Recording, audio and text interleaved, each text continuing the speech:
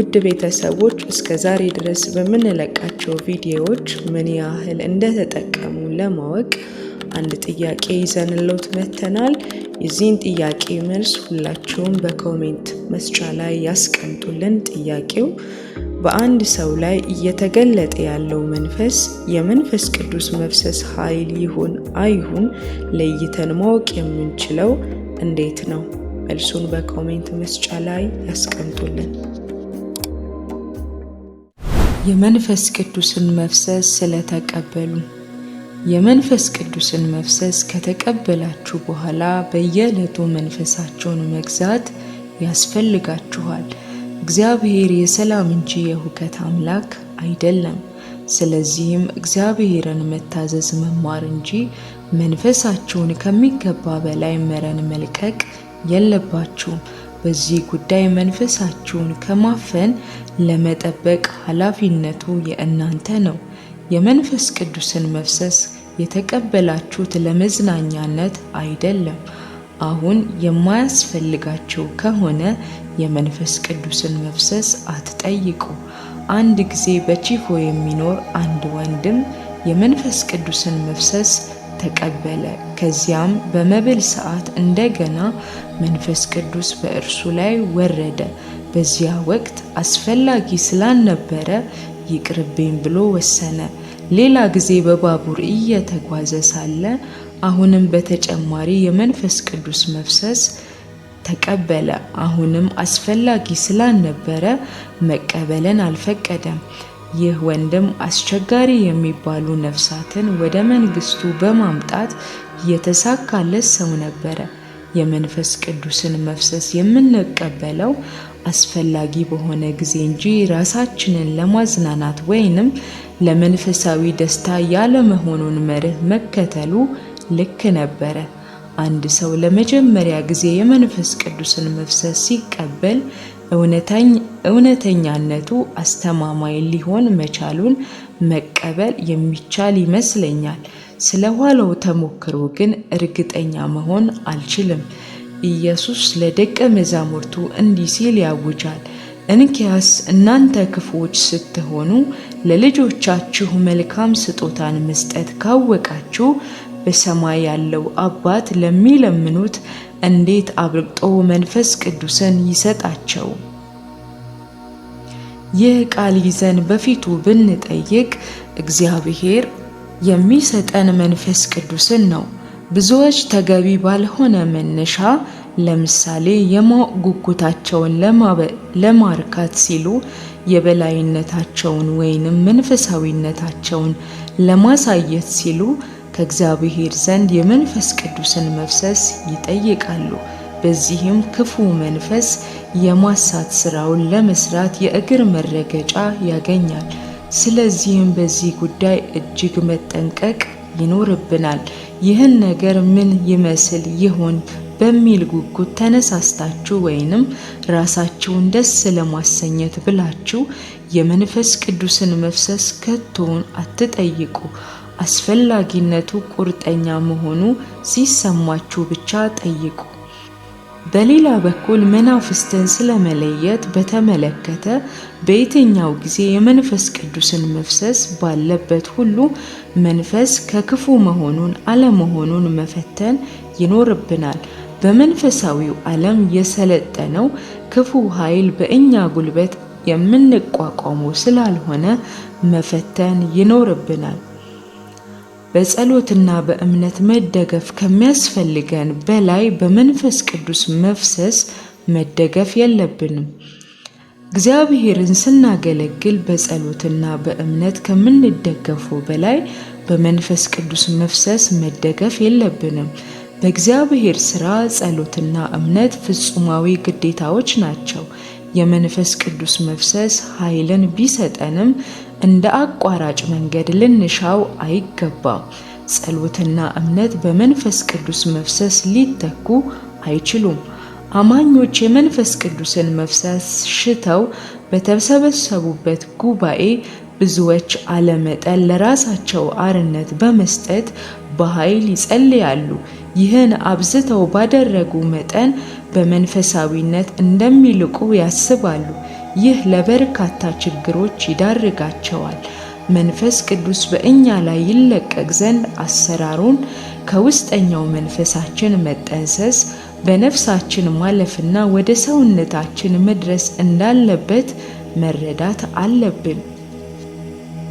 ስለዚህም አንድ ሰው በቅድሚያ መስቀሉ ሥራ በውስጡ ሳይሰራ የመንፈስ ቅዱስን መፍሰስ ቢቀበል በጣም አደገኛ ነገር ነው። ሰው የመንፈስ ቅዱስን መፍሰስ ሲቀበል በቅድሚያ የሚቀበለው የመንፈስ ቅዱስን ኃይል ነው።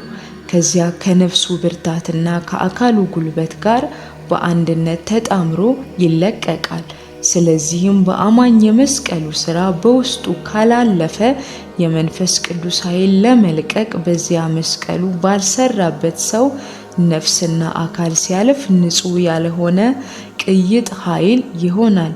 ይህ ሂደት ንጹሕ የከርሰ ምድር ውሃ የተለያዩ የምድር ንጣፎች አልፎ ኋላ መጨረሻ ላይ ደፍርሶ ከሚፈሰው ሁኔታ ጋር ሊመሳሰል ይችላል። የሥጋና የነፍስ ሕይወት የመስቀሉ ፍርድ ሊያልፍበት ይገባል። በመንፈስ ቅዱስ መፍሰስ ወቅት በውስጣችን የሚለቀቀው የመንፈስ ኃይል ብቻ ነው። ይሁንና የሥጋና የነፍስ ሕይወት የመስቀሉ ፍርድ ካላለፈበት የሥጋና የነፍስ ኃይል በመንፈስ ቅዱስ መፍሰስ ጊዜ ይለቀቃል። ስለዚህ እነዚህ ላይ ይህን ታለፍ የማይቻል የፈተና ጥያቄ እንጠይቃለን። አንድ ሰው በአርነት ሲሆን ራሱን ለመግዛት በማይችል ጊዜ ምን ያደርጋል?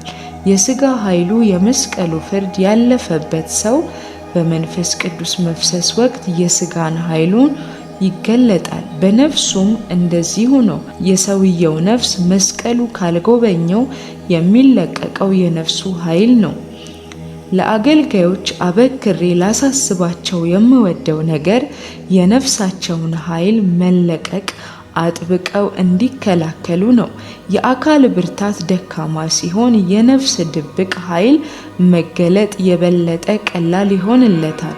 የመስቀሉ ሥራ በውስጣቸው ያለፈ ወገኖች ግን ሰዎች የመንፈስ ቅዱስን ኃይል ለመቀበል በህብረት በሚጸልዩበት ወቅት ምንም አይነት የነፍስ ኃይል እየተለቀቀ እንዳለና መነሻው ከየት እንደሆነ ለይተው ማወቅ ይችላሉ። አንድ ሰው ዕውቀት ከሌላቸው 1000 ሰዎች ሊያስት ይችላል። በመስቀሉ የተሰበረን ሰው ማሳት ግን አይችልም። መጽሐፍ ቅዱስ ስለ 2 አይነት ኃይሎች ያወሳል። አንዱ የትንሣኤው ኃይል ሲሆን በውስጣችን የሚያድር ነው። ሌላው የመንፈስ ቅዱስ ኃይል ሲሆን ከውጫችን ነው። ይህም በመንፈስ ቅዱስ መፍሰስ የሚገለጠው ኃይል ነው። ከውጭ የመንፈስ ቅዱስ ኃይል ተቀብለን በውስጣችን ግን የትንሣኤው ኃይል ከሌለን በመንፈስ ቅዱስ ኃይል መለቀቅ ወቅት የነፍስና የሥጋ ኃይልም አብረው ይለቀቃሉ። በዚህ ረገድ ተሞክሮ ያላቸው የነዚህ የሁለቱ ጅረቶች ፍሰት ለይተው ያውቃሉ። የምንፈልገው ይህን አይደለም። የአንድ ጅረት ፍሰት ብቻ እንሻለን። ይህም ፍሰት ንጹሕ የሆነው መንፈስ ነው። በተጨማሪም የትንሣኤው ሕይወት ምን እንደሆነ ማወቅ አለብን። የትንሣኤው ሕይወት ዳግም የመኖር ኃይል ነው። ዳግመኛ መኖር ስንል በሞት ያለፈ ኃይልን ማመልከታችን ነው። በእኛ ውስጥ ያለው ፍጥረታዊው በጎነት ሁሉ ማለትም የነፍስ ኃይል፣ ፍቅርና ተሰሚነት ሁሉ በሞት ጎዳና ማለፍ አለባቸው። የመስቀሉ ፍርድ ያለፈባቸው ሁሉ በጉባኤ ለሌሎች ንጹሕ የሆነ መንፈሳዊ ጸጋ ሊያካፍሉ ይችላሉ። የሚያካፍሉት ሕይወት ንጹሕ በመሆኑ የነፍስ ይሁን የሥጋ ቅይጥ የለበትም። በቻይና አንድ የተወደደ የእግዚአብሔር አገልጋይ ነበረ። በሕይወቱ እጅግ የበረታ ሰው ነው። በመሆኑ እግዚአብሔር በርካታ ነፍሶችን ወደ መንግሥቱ ለማምጣት ተጠቅሞበታል። አንድ ቀን 30 ወይንም 40 የሚሆኑ ሰዎች ራስ ላይ ዘይት ሲያፈስ አየሁት። በጥፊም በእግርም እየመታቸው፣ ዳሩ ግን ሁሉም ተፈወሱ። ማንም ሰው ይህ የክፉ መንፈስ አሰራር ያስገኘው ውጤት ነው ማለት የለበትም። ይህ ወንድም የመንፈስ ቅዱስ መፍሰስ ኃይል የወረደበት መሆኑ ጥርጥር የሌለበት ነገር ነውና። ይሁን እንጂ የትንሣኤው ሕይወት ኃይል በውስጡ አልነበረም። ስለዚህም በዛ የፈውስ አገልግሎት ወቅት እነዚያን የመስቀል ፍርድ ያላለፈባቸውን ባህሪያት ገለጠ። የመንፈስ ቅዱስ መፍሰስ የተባረከ ኃይል ያስገኛል። የመስቀሉ አሰራር ዕቃ በመሆኑ ሰው በኩል ሲያልፍ ይህን ኃይል ያነጻዋል። መስቀሉ በአሮጌው ፍጥረት ላይ በተቃርኖ የቆመ ነውና መስቀሉ አሮጌውን ሕይወት ያስወግዳል። ስለዚህም መስቀሉ በውስጣችን የሰራ ሰዎች የእግዚአብሔርን ሥራ ሲሰሩ ከውስጥ የትንሣኤው ኃይል ከውጭ ደግሞ የመንፈስ ቅዱስን ኃይል ይገለጥባቸዋል። ስለዚህም እዚህ ላይ በዋነኝነት የምንነጋገረው ስለ መንፈስ ቅዱስ መፍሰስ ቢሆንም የመስቀሉን እውነት ችላ ማለት የለብንም። አማኝ ንጹሕ በሆነ ጎዳና እንዲመላለስ የሚያስችለው ይህ የመስቀሉ እውነት ብቻ መሆኑን በጣም አስፈላጊ ጉዳይ ነው። ወንድሞችንና እህቶችን በማገዝ ስራችን በቅድሚያ ድል ነሺ ሕይወት መመላለስን እንዲማሩ ከዚያም የመንፈስ ቅዱስን መፍሰስ እንዲሹ ልናበረታታቸው ይገባል። ይህ ቅድመ ተከተል ፈጽሞ መፍለስ የለበትም። በቅድሚያ የትንሣኤው ኃይል በውስጣችን ሳይኖር የመንፈስ ቅዱስን መፍሰስ ኃይል መቀበል አደገኛ ነውና አንድ ሰው የመንፈስ ቅዱስን መፍሰስ ከመቀበሉ በፊት ሙሉ በሙሉ ልጓሙን እንዳይለቅ ራስን ስለመግዛት የተወሰነ እንዲማር፣ እንደዚሁም ወንድሞች ከመንፈስ ቅዱስ ጋር እንዴት መተባበር እንዳለበት ልናስተምራቸው ይገባቸዋል። ከእርሱ ጋር በትብብር መስራትን እስኪችሉ ድረስ መሰረታዊ እውነት ልናስተምራቸው ያስፈልጋል። በመንፈስ ቅዱስ መፍሰስና በመሞላት መካከል ያለው ልዩነት። በመንፈስ ቅዱስ መፍሰስና በመሞላት መካከል ያለው ልዩነት ዳግመኛ ለመመልከት እንሞክራለን። የመንፈስ ቅዱስ መፍሰስ ለቅዱሳን ሁሉ ሲሆን፣ መሞላት ግን ራሳቸውን ባዶ ላደረጉ ለተወሰኑ ሰዎች ነው። መጽሐፍ ቅዱስ ስናነብ ቃላት ያላቸው ተነጻጻሪ ዝምድናቸውን ልብ ማለት ይኖርብናል። ለምሳሌ ያህል ትንሣኤ ከሞት፣ መሞላት ራስን ባዶ ከማድረግ ጋር ተዛምደዋል። የተዛመዱ ቃላትን በአንድነት በማሰለፍ የአንድ ቃል ትክክለኛ ፍቺ እንደርስበታለን። በመንፈስ ቅዱስ የተሞሉ ሰዎች ራሳቸውን ባዶ ያደረጉ ናቸው። መሞላት ራስን ባዶ ከማድረግ ጋር የተዛመደ ነውና። ከበዓለ ሃምሳ በፊት 120 ደቀ መዛሙርት በአንድ ስፍራ ተሰብስበው ነበረ። ከሙታን የተነሳው ጌታ በሕይወታቸው መሰረታዊውን ሥራ በመስራቱ የመንፈስ ቅዱስን መፍሰስና ሙላት ተቀበሉ። ለዚያ ነበር ለ10 ቀናት ተሰብስበው በአንድ ልብ ለመጸለይ የቻሉት። በበዓለ ሃምሳ በዚያ በተሰበሰቡት 3000 ያህል ሰዎች የመንፈስ ቅዱስ መፍሰስ ተቀብለዋል። ይሁን እንጂ መጽሐፍ ቅዱስ በመንፈስ ቅዱስ መሞላታቸውን አይነግረንም። 120ዎቹ የመንፈስ ቅዱስን መፍሰስና ሙላት ሲቀበሉ 3000ዎቹ ግን መፍሰሱን ብቻ ነበር የተቀበሉት። ኋላ ላይ እንደገና 5000 በሚሆኑ ሕዝብ ላይ መንፈስ ቅዱስ ወረደ። እነዚያ ግን የመንፈስ ቅዱስን ሙላት አልተቀበሉም። በመጀመሪያ 3000ዎቹ ኋላም 5000ዎቹ የመንፈስ ቅዱስን ሙላት ሳይሆን የመንፈስ ቅዱስን መፍሰስ እንደተቀበሉ የምናውቀው እንዴት ነው? ምክንያቱም የመንፈስ ቅዱስ ሙላት ይህን ሆኖ ቢሆን ኖሮ በወቅቱ በነበረው ቤተ ክርስቲያን በየዕለቱ አገልግሎት የተከሰተ ችግር አይነሳም ነበረ። ከግሪክ ሀገር መጥተው የነበሩ አይሁድ በይሁዳ ኖረው በነበሩት አይሁድ አግሮመረሙባቸው። በየቀኑም በተሰራው አገልግሎት መበለቶቻቸውን ችላ ይሉባቸው ነበረ። ሐዋርያት ሥራ ምዕራፍ 6 ቁጥር 1።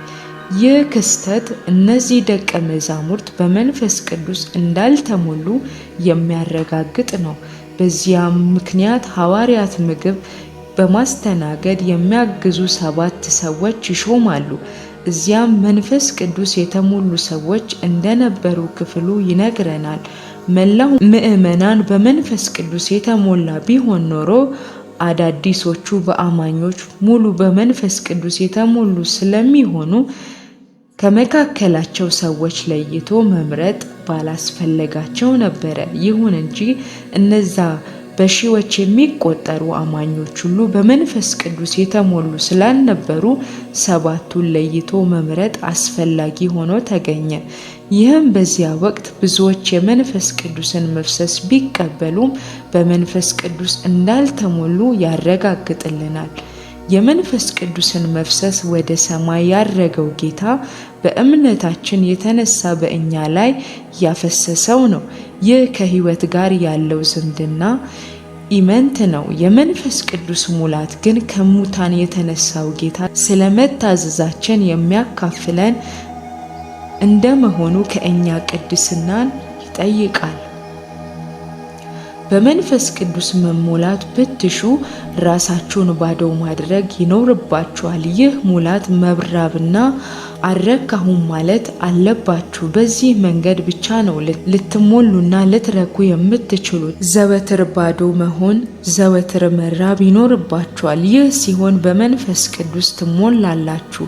የተቀበልኩት በቂ ነው ብላችሁ ከቶ ሳትረኩ በየዕለቱ ትሞሉ ዘንድ መስቀሉ በየዕለቱ ሕይወታችሁን እንዲሰራ ፍቀዱ።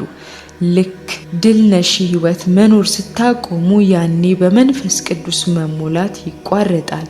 ዛሬ በመንፈስ ቅዱስ የተሞላችሁበት መስቀሉ እናንተን የመስበርና ባዶ የማድረግ ስራን መስራቱና የድል ሕይወት እየኖራችሁ ስላላችሁ ነው። በአንድ ወቅት በአንድ ወንድም ቤት ገበታ ቀርቤ ነበር። የሚበቃኝን ያህል በልቼ ረሃቤን ካስታገስኩ በኋላ ያ ወንድም ሳህኔ ላይ ምግብ መጨመሩን አላቋረጠም። 1ና 2 ሳይሆን 20 ጊዜ አካባቢ ይሆናል። እኔም ይህ ወንድም ሳህኔ ላይ ምግብ መቆለሉን የሚያቆመው መቼ ነው እያልኩ ራሴን መጠየቅ አልተውኩም። እኛም በጸጋ ሕይወት ስንመላለስ እንዲህ ያለ ነገር ይሆናል። የእግዚአብሔር ጸጋ አቅርቦት ዘወትር በላይ የሚጨመር ነውና በእግዚአብሔር ጸጋ በጸጋ ላይ የጸጋ መትረፍረፍ ሁልጊዜ የምንቀበለው ነገር ነው። በድል ሕይወት ባደረግን መጠን የመንፈስ ቅዱስን ሙላት ይበዛልናል። ስፍር ቁጥር የሌለው ጊዜ ልንሞላ እንችላለን። እስካሁን ይበቃናል የምንልበት ደረጃ ከቶ መድረስ የለብንም። መንፈስ ቅዱስ አሁንም እየደጋገመ ሊሞላን ይችላል። የመጀመሪያ ሙላት ከሁለተኛው፣ የሁለተኛው ከሶስተኛው፣ የሶስተኛው ከአራተኛው ይለያያል። መስቀሉ በጥልቅ በሕይወታችን በሰራ መጠን የመንፈስ ቅዱስን ሙላት አብዝታችሁ ትቀበላላችሁ። መስቀሉ አጥልቆ በሰበራችሁ መጠን የበዛ የመንፈስ ቅዱስ ሙላት ትቀበላላችሁ። አንዳንድ ጊዜ ልባችሁ ሲቆስል፣ አንዳንድ ጊዜ የምታልፉበት ፈተና ለመሸከም እጅግ የሚከብድ ሊሆን ይችላል። አንዳንድ ጊዜ የተመደበላችሁ ሩጫ መሮጥ የማይቻል መስሎ ሲታያችሁ ይችላል። መስቀሎቻችሁ እነዚህ ሲሆኑ የመቀበል አቅማችሁ ያድግና በበዛ ሙላት ያትረፈርፋችሁ ዘንድ ጠልቆ ውስጣችሁን ይወጋዋል። በዚህ አይነት ሁኔታ እንባችሁ ቢፈስም ሆነ ልባችሁ ቢቆስል መፍራት የለባችሁም። የመስቀሉ ቁፋሮ ወደ ውስጥ ዘልቆ የመሰርሰሩን ስራ መታገስ ከቻላችሁ ጌታ ሊጠቀምባችሁ የምትበቁ አገልጋዮች ትሆናላችሁ። መነጫነጭና ከእግዚአብሔር ጋር መነታረክ ከጀመራችሁ ግን ከድል ነሺ ፈር ስለምትስቱ ምንም ያህል የመንፈስ ቅዱስ መፍሰስ ብትቀበሉ እንኳን የሚረዳችሁ አይሆንም። ስለዚህም በጌታ ፊት ሆናችሁ መስቀሉ በጥልቅ እንዲወጋችሁ እንዲመትራችሁ እድል ስጡት። እያንዳንዱ የመስቀሉ ስንዝር የምትወዱትንና የምትሳሱለትን አንድ ነገር ከእናንተ ላይ ይገርዛል።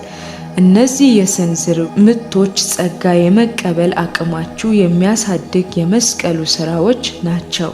አቅማችሁ ባደገ ልክ ጸጋችሁ ይበዛል።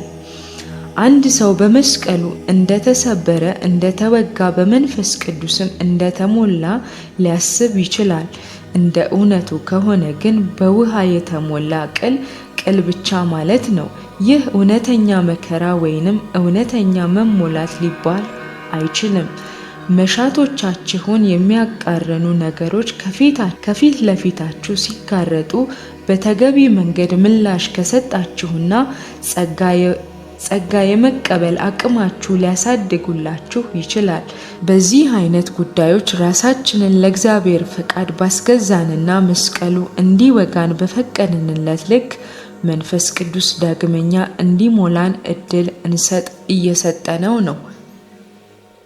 በምስክርነታችን ወቅት ከእኛ ምን ይጠይቃል? በኃጢአተኞች ይሁን ክርስቲያኖች እንደሆነ በሚያምን በማንኛውም ሰው ፊት በቅድስና መመላለስ ያስፈልገናል። የመስቀሉ ፍርድ ካላለፈብን፣ በመንፈስ ቅዱስ ካልተሞላን በስተቀረ በሰዎች ፊት በምናቀርበው ምስክርነት ደካማና ከሙሉነት የጎደለ ይሆናል። የእግዚአብሔርን ማዕከላዊነት፣ የእግዚአብሔርን ሙሉ ሐሳብ ለሰዎች ማወጅ ይገባናል። ፈቃዱን ለመፈጸም ራሳችንን ለእግዚአብሔር ማቅረባችንን እንዲያዩ መረዳት ያስፈልገናል። የንዑሳን እውነቶች ምስክሮች ልንሆን ሳይሆን የእግዚአብሔር አጠቃላይ ዓላማ ልንሻ ተጠርተናልና። የድል ሕይወታችሁን በነፃ ለጨረታ አቅርቡ። መንፈስ ቅዱስ ከፈሰሰላችሁ በኋላ በምስክርነታችሁ ማተኮር ያለባችሁ ጌታ እንደምን አርነት እንዳወጣችሁና ለእናንተ እየኖረ እንዳለ ነው። ይህ በሰዎች ልብ ረሃብን ይቀሰቅሳል። አገልግሎታቸው የታለመለትን ግብ ያሳካ ዘንድ የሰዎችን መሻት መቀስቀስ ያስፈልጋቸዋል። በእግዚአብሔር ስትመሩ ጌታ እንዴት የድል ነሽ ሕይወት እንደሰጣችሁ በግልጽ ልትናገሩላቸው እና በመንፈስ ቅዱስ ይሞሉ ዘንድ ራሳቸውን እንዴት ባዶ ማድረግ እንደሚገባቸው ልታስገነዝቧቸው ይገባል። ሌላው ልዩ ትኩረት ልንሰጠው የሚገባ ነገር አለ። ይህም የመንፈስ ቅዱስ ሙላት በሄዳችሁበት ሁሉ ልታውጁ የሚገባ አንዳች የጌጥ ዕቃ አድርጋችሁ ልትቆጥሩት አይገባም። ስለ ልምምዳችሁ መመስከር ያለባችሁ ጌታ ሲመራችሁ ብቻ ነው። በመንፈስ ቅዱስ መሙላት የፈለገ ሰው እገዛ ቢጠይቃችሁ ይህን ሰው በጌታ ፊት አቅርቡት። የተወሰናችሁ ሰዎች በአንድነት ተሰብስባችሁ ይህ ወንድም የመንፈስ ቅዱስን መፍሰስ እስኪቀበል ድረስ በጋራ ጸልዩለት። ቪዲዮውን ከወደዱት ላይክ፣ ሼር፣ ሰብስክራይብ ማድረግ አይርሱ። ምዕራፍ 7 ይቀጥላል።